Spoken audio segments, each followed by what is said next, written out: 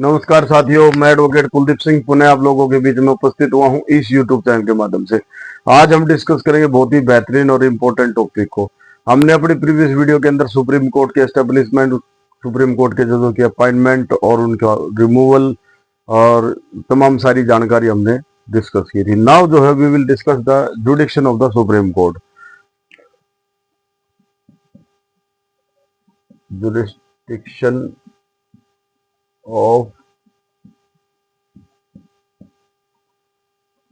Supreme court, supreme court की jurisdiction as well as the power of the supreme court की, ये जुडिक्शन chapter को आज हम डिस्कस करेंगे। अब इसमें जुडिक्शन का सबसे पहला जो आर्टिकल है वो आर्टिकल 131 आर्टिकल के अंदर ओरिजिनल जुडिक्शन के बारे में बताया गया है। ओरिजिनल जुडिक्शन, जुडिक्शन का मतलब होता है क्षेत्र अधिकार, क्षेत्र अधिकार। ओरिजिनल जुडिक्शन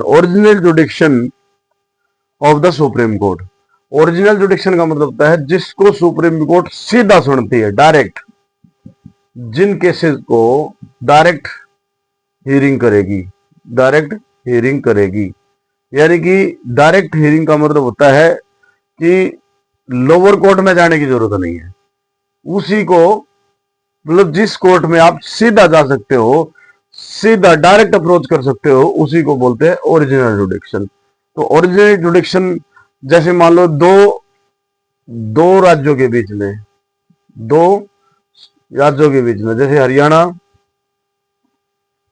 और दिल्ली, या फिर पंजाब, या फिर जो है राजस्थान, इन दो राज्यों के बीच में कोई डिस्प्यूट हो जाता है तो जो है सीधा सुप्रीम कोर्ट में ये पावर है, सुप्रीम कोर्ट के अंदर ओरिजिनल जुडिक्शन की, तो इसे जो है ओरिजिनल जुडिक्शन कहा जाता है। अब जो है इसमें नेक्स्ट जो आर्टिकल है इसका वो है अपीलेट जुडिक्शन। 131 में जो है बताया गया है कि ओरिजिनल जुडिक्शन। अब इसमें 132 आर्टिकल 132 के अंदर, आर्टिकल 132 के अंदर है अपीलेट जुडिक्शन, APPELLAT, अपीलेट जुडिक्शन। अपीलेट जुडिक्शन का मतलब आइदर सिविल केस के अंदर या फिर क्रिमिनल केस के अंदर, दोनों में से ये प्रावधान 132 के अंदर दिया गया है कि भी अपीलेट जुडिक्शन है, यानी कि अपील कहां से? हाई कोर्ट से। भारत के किसी भी स्टेट के, किसी भी राज्य के हाई कोर्ट के किसी भी जजमेंट, किसी भी डिग्री, चाहे वो सिविल केस के जजमेंट में या फिर क्रिमिनल केस के अगेंस्ट में अपील सुनने का जो राइट है सुप्रीम कोर्ट को, आर्टिकल 132 में दिया गया है, ये अपीलेट जुडिक्शन के अंदर। नाउ जो है इसके अंदर 133 जो आर्टिकल है, 133 जो आर्टिकल है वो आर्टिकल 133 बताता है appellate jurisdiction of the supreme court in appeal from the high court in regard of civil matter. 133 है सिविल मैटर के लिए अलग सेपरेट। 132 में बताया कि अपीलेट जुडिक्शन है सुप्रीम कोर्ट के पास हाई कोर्ट के किसी भी डिसीजन को के खिलाफ कोई भी अपील दायर की जा सकती है, चाहे वो सिविल हो या क्रिमिनल केस के अगेंस्ट में किसी भी निर्णय के खिलाफ जाने का प्रावधान 132 में बताया गया। अब 133 के अंदर और आर्टिकल 134 के अंदर, 133 के अंदर सुप्रीम कोर्ट के पास सिविल मैटर को लेकर अपीलेट जुडिक्शन है और 134 के अंदर क्रिमिनल मैटर को लेकर, क्रिमिनल मैटर के अंदर कोई भी क्रिमिनल मैटर, कोई भी सिविल मैटर, आर्टिकल 133 में कोई भी civil matter from the high court, किसी भी हाई कोर्ट से, क्रिमिनल मैटर किसी भी हाई कोर्ट से, उन हाई कोर्ट के डिसीजन के खिलाफ अगर सिविल मैटर है तो 133 में सुप्रीम कोर्ट के पास उसको सुनने की पावर है। और अगर क्रिमिनल मैटर है, कोई भी एग्रीव्ड पार्टी अगर क्रिमिनल केस में हाई कोर्ट के डिसीजन के खिलाफ 134 के अंदर जो है सीधा अपील अपनी फाइल कर सकते हैं। नाउ जो है इसमें 134 के अंदर आर्टिकल 134A के अंदर है सर्टिफिकेट फॉर अपील, एक सर्टिफिकेट फॉर ए अपील। अब इसमें अपील टू सुप्रीम कोर्ट, ये सर्टिफिकेट जो है, जब भी कोई हाई कोर्ट, चाहे वो सिविल मैटर में हो या क्रिमिनल मैटर में हो, तो वो एक सर्टिफिकेट जारी करता है कि भाई this is a fit case for supreme court.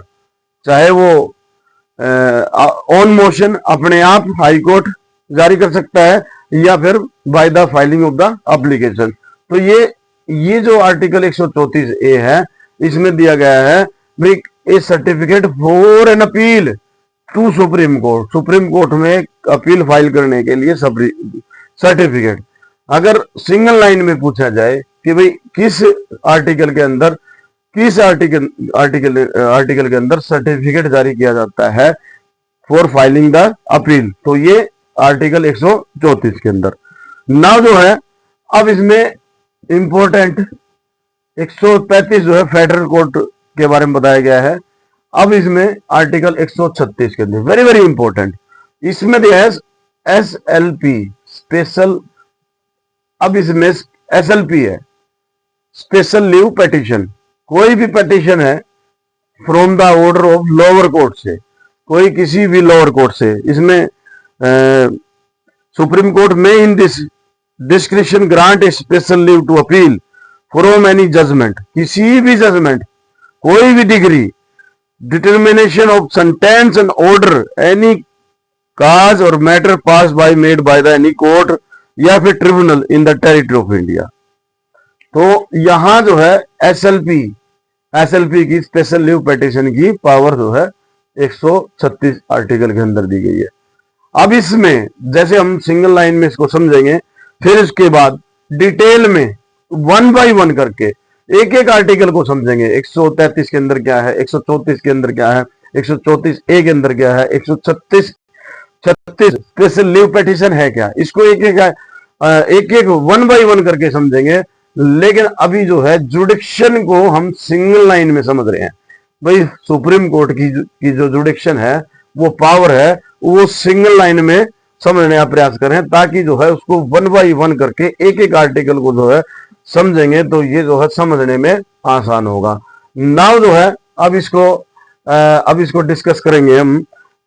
136 के बाद आर्टिकल 137 के अंदर 137 के अंदर रिव्यू की पावर है। सुप्रीम कोर्ट के पास रिव्यू की पावर है। रिव्यू का मतलब पुनः देखना, रिव्यू की पावर है, रिव्यू ऑफ द जजमेंट और ऑर्डर। अब जजमेंट और ऑर्डर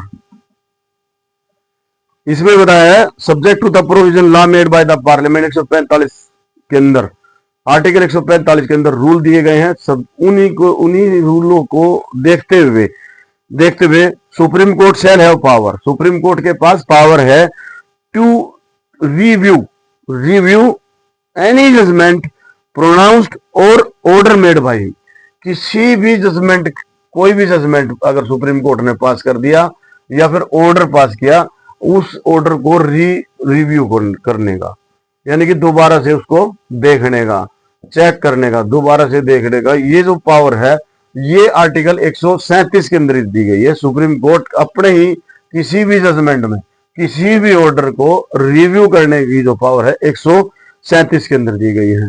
नाउ जो है इसमें 138 आर्टिकल 138 के अंदर 138 के अंदर है enlargement of the power, enlargement of the power जुडिक्शन of the supreme court, यानी कि सुप्रीम कोर्ट की जुडिक्शन को बढ़ाया जा सकता है। Supreme court shall have the further जुडिक्शन, जो सुप्रीम कोर्ट के पास जो पावर नहीं है, जो क्षेत्राधिकार नहीं है, उसको बढ़ाया जा सकता है।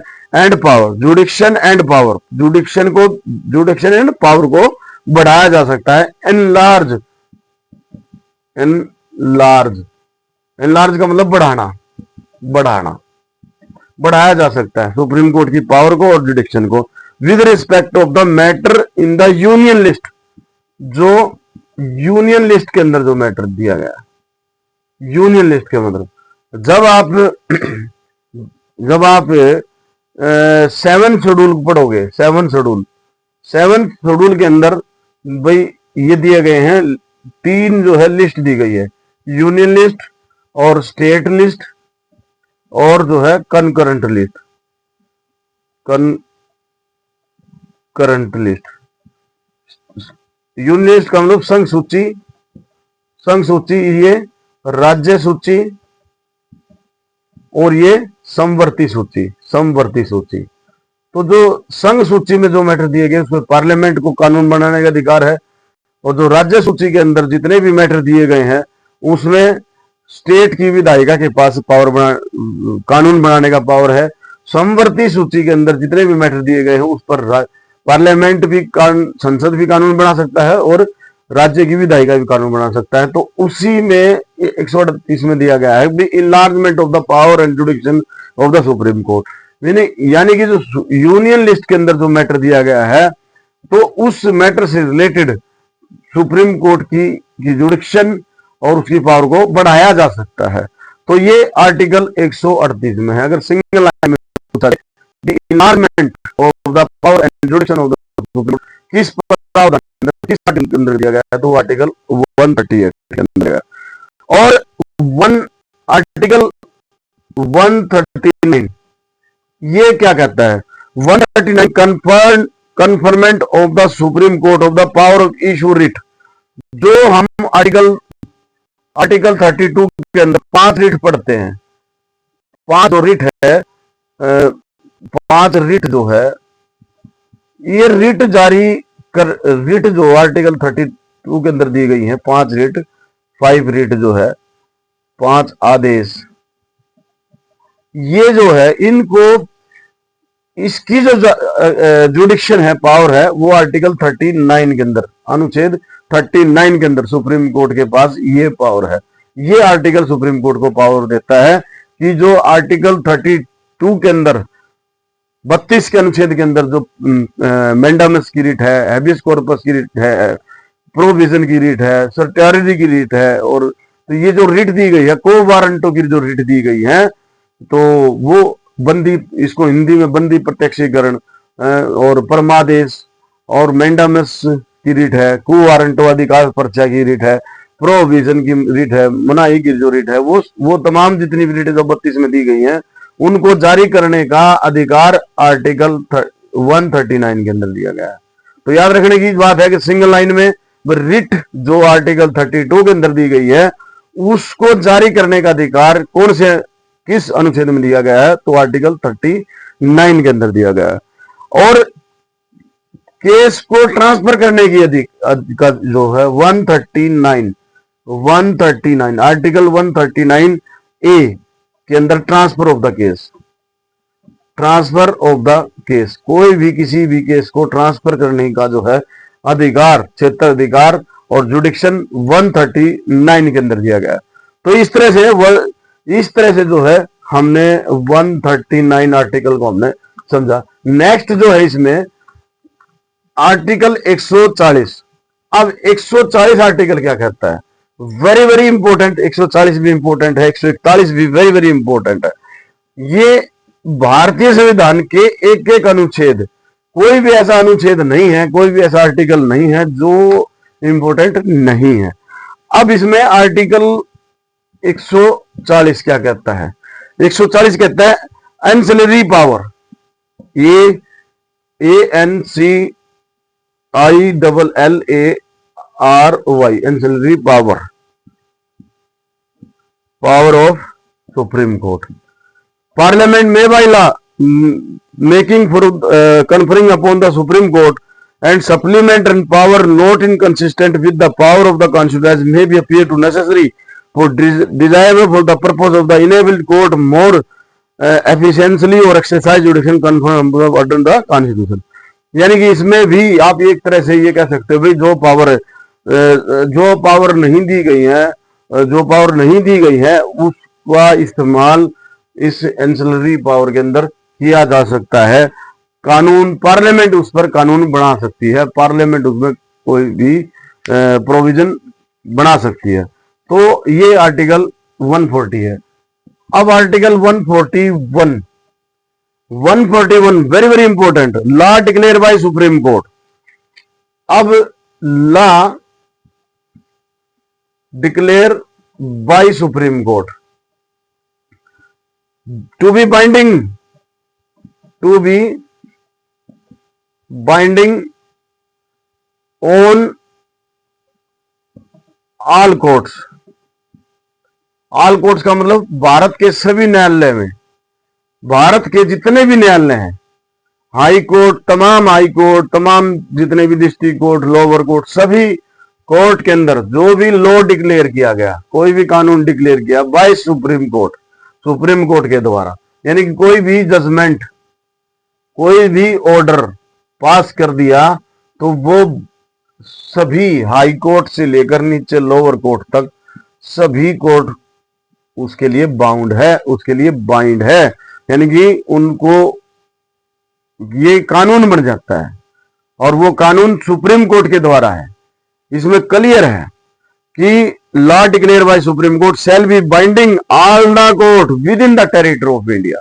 भारत की धरती पे जितने भी कोर्ट है सभी के ऊपर वो कानून बाध्य है, वो कानून माना जाएगा और उसको फॉलो करना पड़ेगा। ये law declare by the supreme court. अगर ये सिंगल लाइन में पूछा जाए कि भाई वो कौन सा आर्टिकल है, वो कौन सा अनुच्छेद है जिसमें सुप्रीम कोर्ट ने कोई भी आदेश दे दिया गया, कोई भी ऑर्डर दे दिया गया, वो कानून बन जाता है।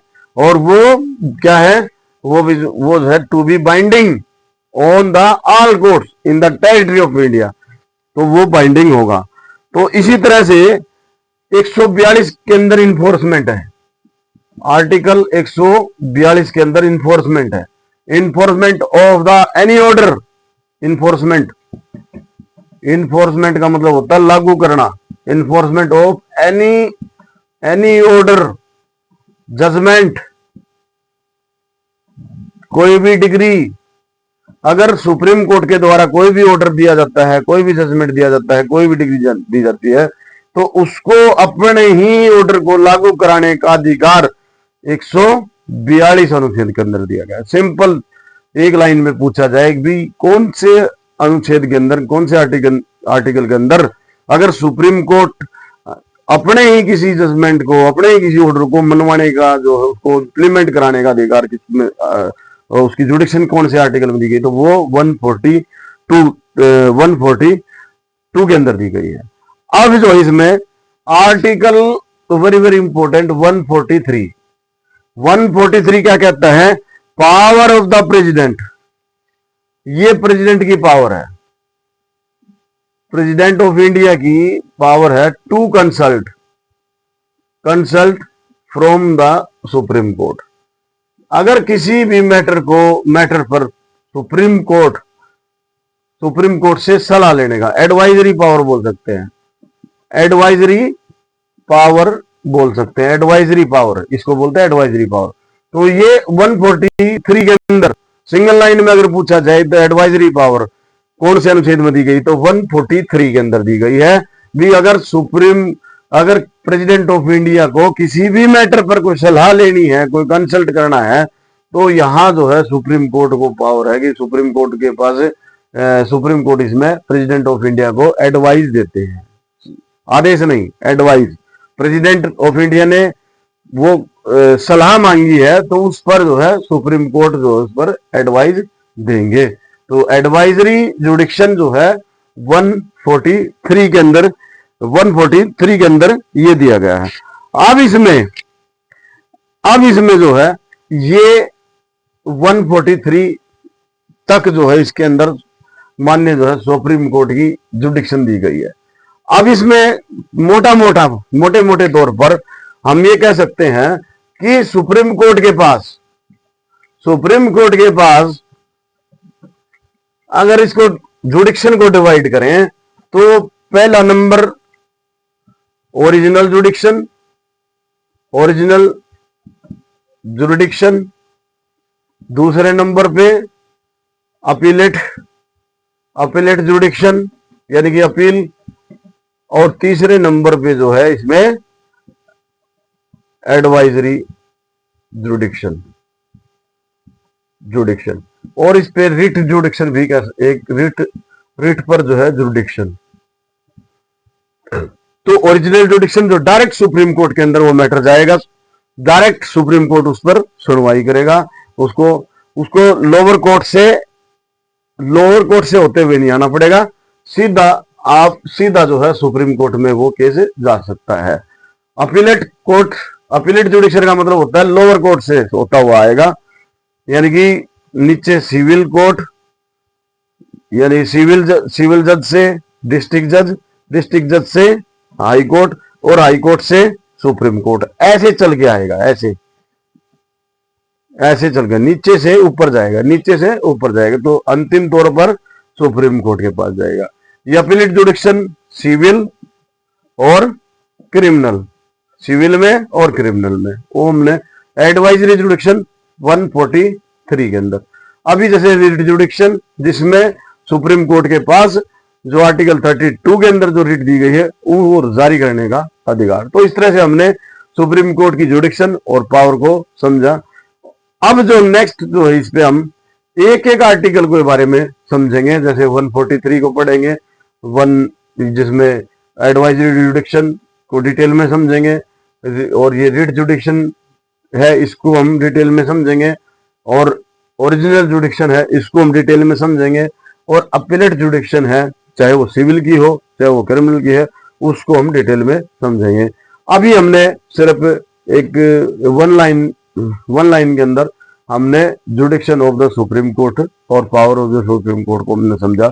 आपको ये जानकारी अच्छी लगे तो इसको लाइक करें, सब्सक्राइब करें। थैंक यू, धन्यवाद।